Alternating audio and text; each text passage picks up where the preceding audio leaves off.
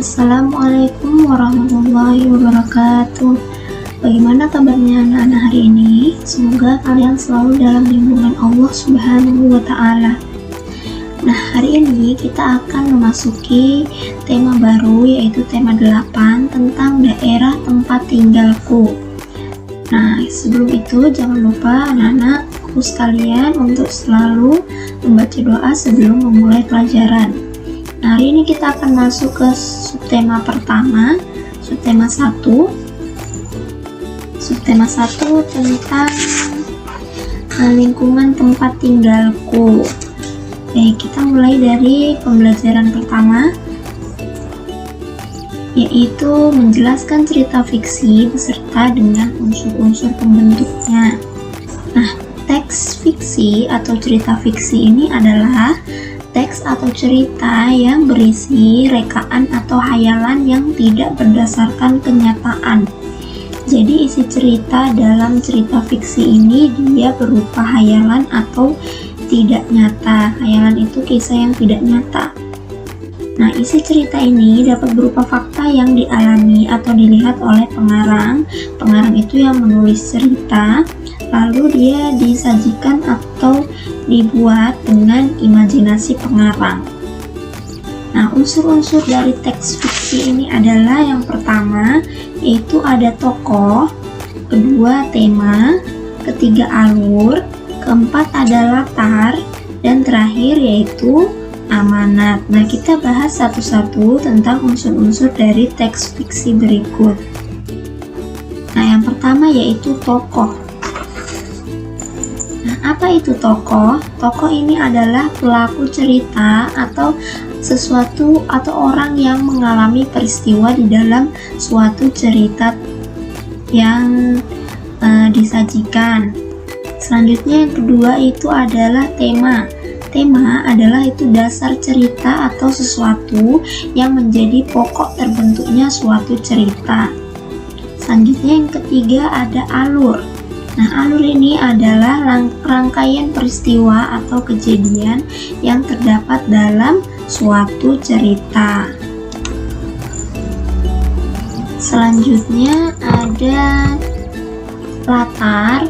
Latar itu adalah keterangan yang menjelaskan keadaan dalam suatu cerita tersebut, cerita fiksi tersebut. Nah, latar ini dia terbagi menjadi 3, ada latar tempat, latar waktu, dan latar suasana. Itu 3 jenis daripada latar.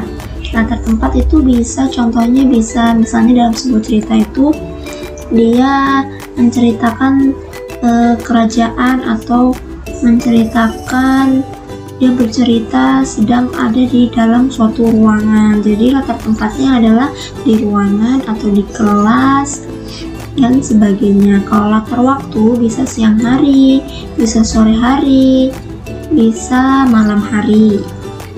Nah, kalau latar suasana ini contohnya seperti suasana sedih atau suasana mencekam seperti itu. Selanjutnya yang terakhir ada amanat. Nah, dalam cerita fiksi ini terdapat pesan atau amanat yang terkandung di dalam cerita tersebut. Jadi setiap cerita itu pasti memiliki amanat atau pesan yang ingin disampaikan oleh pengarang kepada para pembacanya. Nah, itu tadi unsur-unsur daripada cerita atau teks fiksi. Nah, selanjutnya kita masuk ke jenis-jenis teks fiksi. Nah, teks fiksi ini ada beberapa jenis. Yang pertama yaitu cerpen.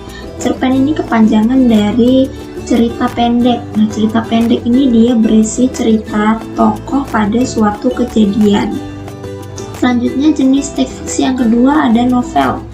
Novel ini adalah cerita rekaan yang berisi rangkaian peristiwa kehidupan seseorang beserta orang-orang yang berada di sekelilingnya. Selanjutnya jenis yang ketiga ada legenda. Legenda ini dia cerita rakyat pada zaman dahulu kala yang ada hubungannya dengan peristiwa sejarah. Seperti contohnya asal-usul Danau Toba dan lain sebagainya. Nah, jenis teks fiksi yang keempat ada fabel. Fabel ini cerita yang menggambarkan watak manusia yang tokohnya diperankan oleh hewan. Jadi fabel ini kalau digambarkan dia itu gambarnya hewan, tetapi wataknya seperti manusia. Nah, selanjutnya ada saga atau cerita Panji. Nah, cerita Panji ini adalah cerita rakyat yang bersifat legendaris tentang kepahlawanan atau petualangan yang mengagumkan. Nah, cerita ini juga dia mengandung unsur sejarah. Contohnya, kalau di Indonesia ada cerita tentang Gatot Kaca. Nah, itu juga termasuk ke dalam cerita Panji atau saga, karena dia tentang kepahlawanan atau petualangan yang mengagumkan. Nah, yang terakhir, jenis cerita yang terakhir ada mite. Mite adalah cerita yang mempunyai latar belakang sejarah dan dipercayai oleh masyarakat itu sebagai cerita yang benar-benar terjadi atau dianggap suci. Itu tadi adalah jenis-jenis dari teks fiksi. Nah, selanjutnya kita masuk ke amanat dalam teks fiksi. Nah, amanat ini merupakan pesan yang terkandung di dalam suatu cerita. Amanat ini dapat dipahami setelah kita membaca keseluruhan dari teks. Nah, dalam teks ini terdapat tokoh-tokoh yang berperan di dalamnya. Tokoh-tokoh tersebut dia memiliki watak yang berbeda-beda. Ada tokoh yang berwatak positif, ada juga tokoh yang berwatak negatif. Nah, contoh watak positif ini antara lain ada penyayang, rendah hati, suka menolong, dan jujur. Ini adalah contoh watak atau sifat yang positif. Selanjutnya, sementara itu contoh dari watak negatif yaitu sombong, kikir, dan pembohong. Nah, selanjutnya kita masuk di tokoh utama dalam teks fiksi.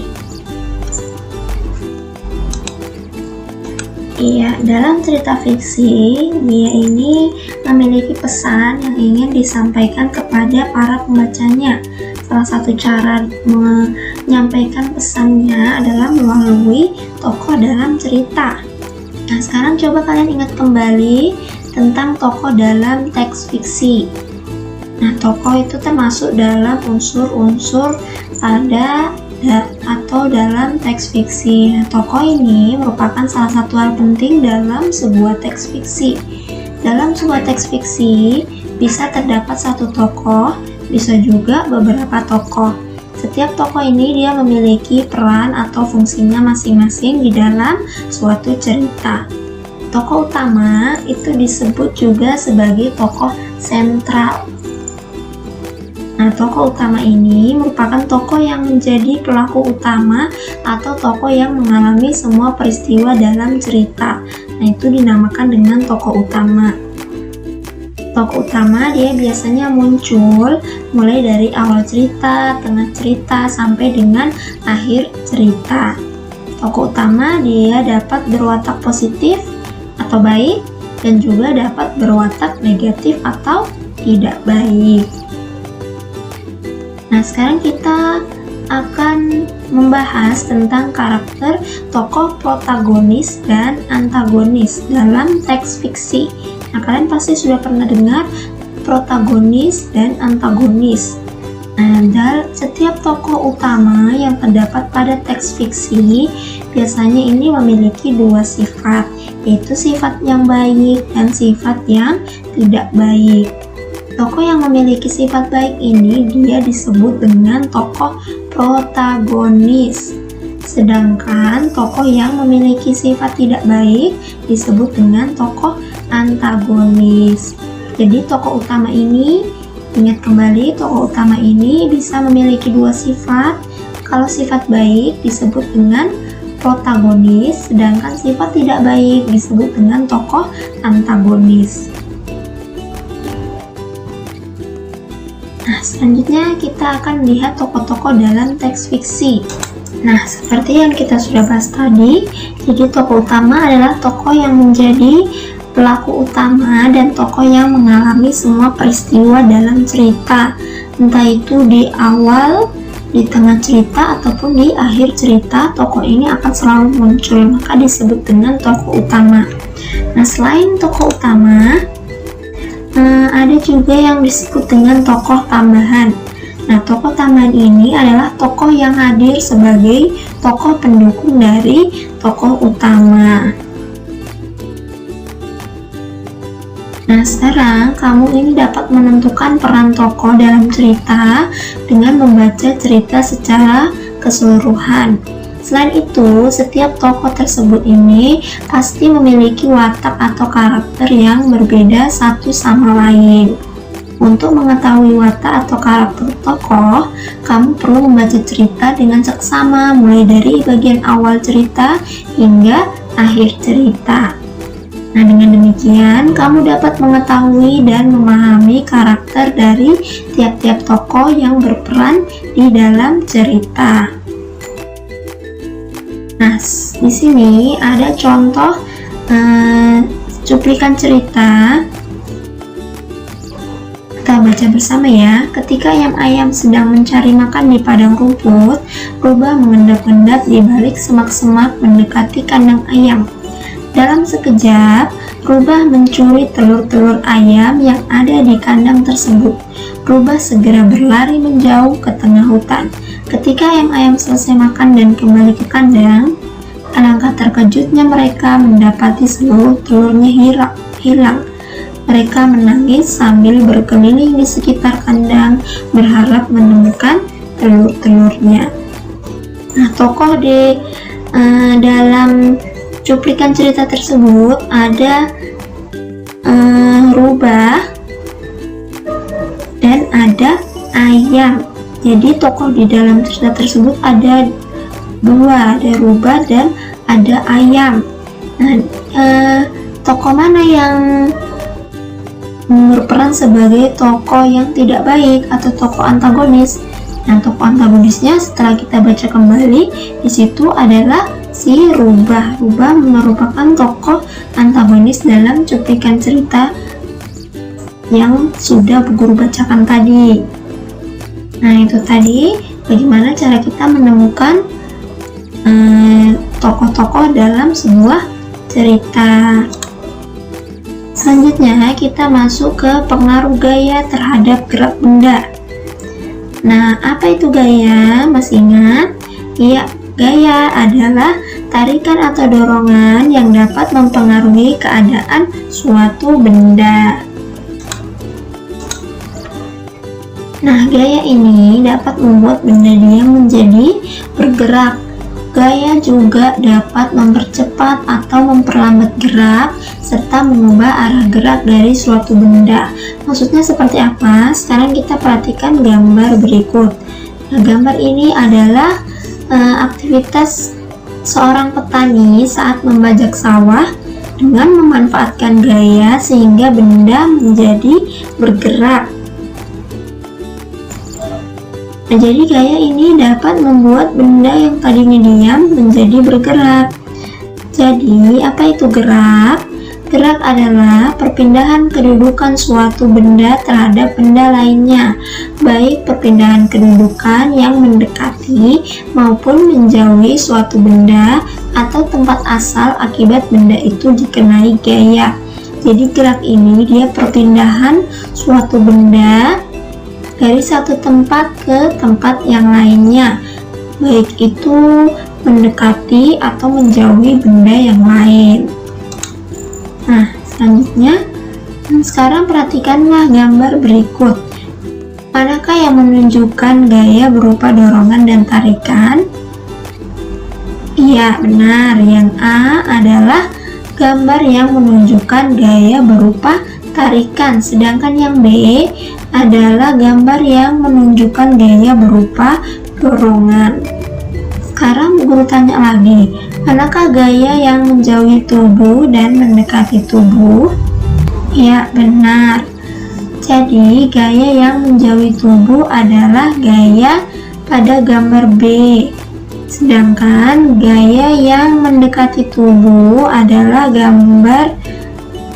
gaya pada gambar A. Selanjutnya, pengaruh gaya otot terhadap gerak benda. Gaya otot dapat membuat benda yang semula diam menjadi bergerak. Benda bergerak menjadi diam, mengubah arah gerak benda atau mengubah bentuk benda. Ini adalah akibat dari gaya otot. Nah, berikut adalah contoh gambar dari penggunaan gaya otot pada tangan. Nah, di sini kalian bisa lihat ada seorang bapak-bapak sedang membuat gerabah menggunakan gaya otot pada tangannya. Nah, selain itu, ada juga contoh lain dalam pemanfaatan gaya otot dalam kehidupan sehari-hari. Yang pertama yaitu menendang bola. Yang kedua ada memotong kue, ini juga menggunakan gaya otot. Selanjutnya mengayuh sepeda. Dan terakhir ada meraut pensil. Nah, semua ini adalah pemanfaatan gaya otot dalam kehidupan sehari-hari. Lanjut, kita masuk ke materi tentang tempo pada lagu daerah. Nah, apa itu tempo? Tempo dalam musik adalah cepat atau lambatnya sebuah lagu itu dinyanyikan. Nah, tempo juga ini dapat diartikan sebagai banyaknya jumlah ketukan dalam 1 menit. Lagu yang dinyanyikan dengan cepat itu ketukannya dalam 1 menit itu banyak. Sedangkan lagu yang dinyanyikan dengan lambat itu jumlah ketukan dalam 1 menit itu dia lebih sedikit. Itu cara membedakan tempo dalam sebuah lagu. Nah, itu lagu yang dinyanyikan cepat atau lagu yang dinyanyikan lambat. Nah, dalam bernyanyi kita juga mengenal tempo dan tinggi rendahnya nada. Tempo lagu yang pernah kita pelajari pada tema 7 kemarin adalah ada andante, adagio, allegro, dan lain sebagainya. Nah, kita ini dapat mengukur tempo sebuah lagu dengan menggunakan metronom Melzel. Nah, ini gambar dari metronom Melzel atau alat untuk mengukur tempo dari sebuah lagu. Nah, dalam sebuah lagu juga terdapat rangkaian not-not dari nada rendah hingga nada tinggi. Nah, kemarin kita sudah pelajari tinggi rendahnya nada dapat diketahui dari not balok yang diletakkan pada garis paranada. Nah, berikut ini adalah garis paranada dan tinggi rendah nada pada sebuah lagu. Nah, kemarin kita sudah belajar kalau yang ada titiknya di bawah ini disebut dengan nada rendah, sedangkan yang tidak ada titiknya, angka yang tidak ada titiknya ini disebut dengan nada sedang, sedangkan yang titiknya di atas ini disebut dengan nada tinggi. Kalau garis paranadanya yang mana? Yang ini, yang ada garis-garis berwarna biru ini disebut dengan garis paranada.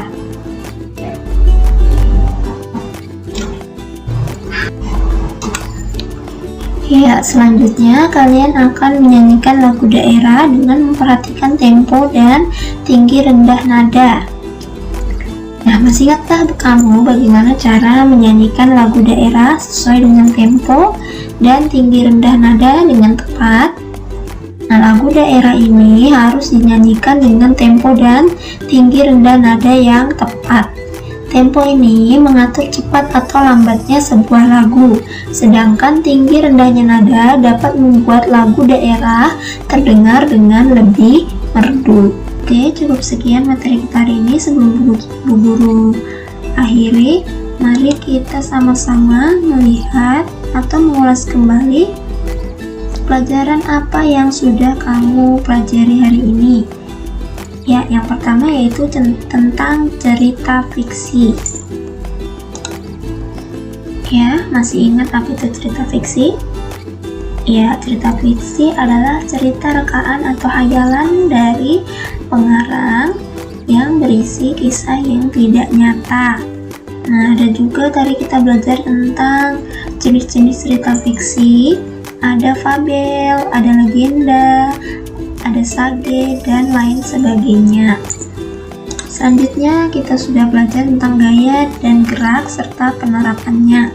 Masih ingat apa itu yang dimaksud dengan gaya?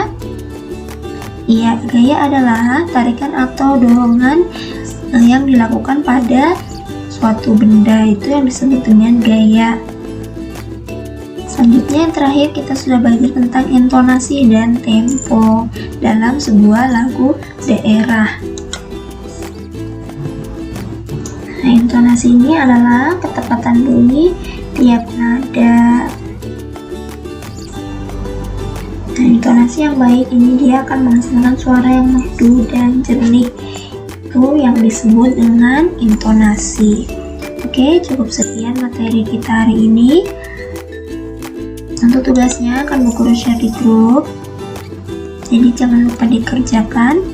Minggu depan kita masih akan membahas tentang materi di tema 8, masih masuk di subtema 1. Itu saja materi kita. Assalamualaikum warahmatullahi wabarakatuh.